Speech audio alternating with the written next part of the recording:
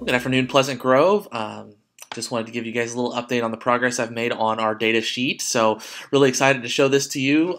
We will go through this a little bit together, just kind of a little quick tutorial to kind of help you manage through this. And then, of course, you will see a Google Sheet link attached to this. And if you could go ahead and fill that out and let me know kind of how you want this adjusted, what do you want to see in this? I can make those adjustments tailored to your individual grade levels. Right now this is just a little data sheet, but I'm happy to show this to you, and hopefully you'll find it really useful. We talked a little bit, we actually talked quite a bit about utilizing data and how you want data kind of all in one location to be able to utilize it, and then also to be able to provide data to the parents of Pleasant Grove in a format that's easy to understand and easy to read. So I put together this spreadsheet. So just show you a little bit about how this works. You see at the bottom there are quite a few spreadsheets attached to this, but you only need to worry about the first two here. You worry about the one that says Common Assessment and the one that says Standardized Assessments. Those are the only two you will use.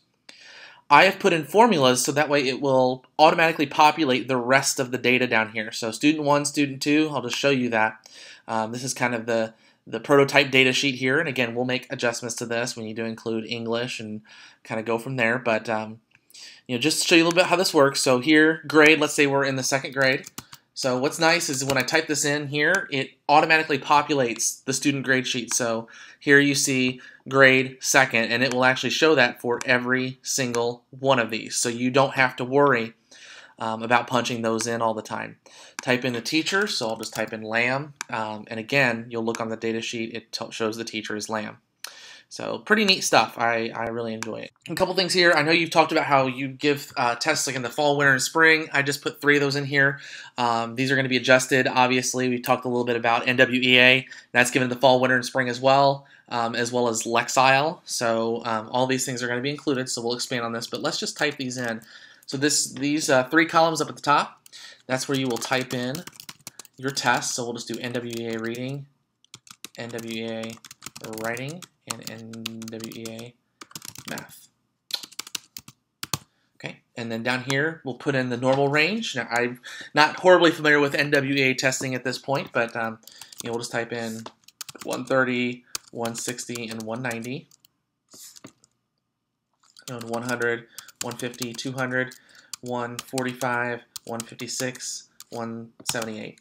And again, we can adjust this to where it's the normal range for the district. It can be the normal range for the country, depending on how you want to utilize your data and compare your students. Over here on the left, you'll see student name. So we're just going to type someone in. So we'll type in Phil Collins. And again, you look on the data sheet here. So I'll click on student 1. It automatically populates all of that information for you. So it provides, it's a really good resource that you'll use. It's a really good resource for you to use in your classroom. And then you just type in the data. So Phil Collins got a 123, he got a 156 in the winter, and then a 200 in the spring. And again, you notice that automatically populates that data.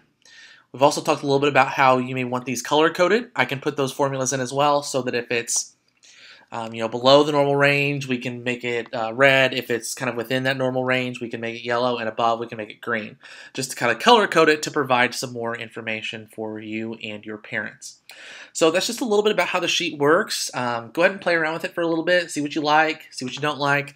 Give me the feedback, and I'll pop on in a little bit later on, and we'll be happy to go through that with you. All right, so let's look at the Common Assessment sheet down at the bottom here. And the Common Assessment sheet works the same way, except it focuses on standards. Our movement towards PLCs is really important, and we want to make sure that we're giving common assessments, pre-testing and post-testing.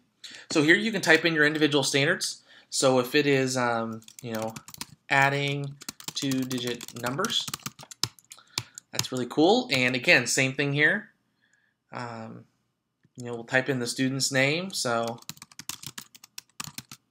again, you'll look.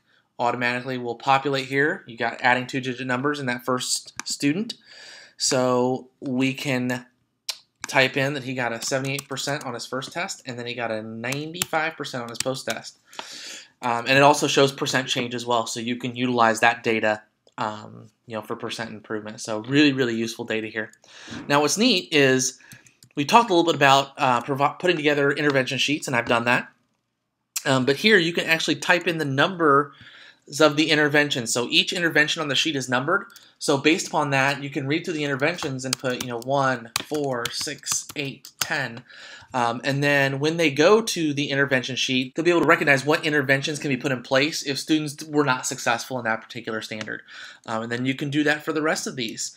I know we're not going to be doing common assessments for every single standard, but certainly when we come up with the power standards for our units, I know that's certainly a goal of the district as well.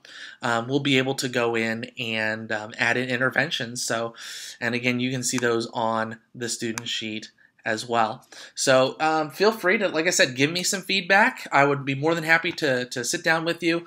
I plan on kind of working with each grade level, figuring out what their needs are, and putting together something that's going to be really useful for you guys in the spring semester. So, and I'll make sure to continue to update this as you need it. And so again, just let me know how this goes for you, and we'll go from there. So have a great day, everybody. Appreciate your time. Appreciate you having me at Pleasant Grove. I'm really enjoying my time here, and looking forward to spending another couple months with you guys. So take care.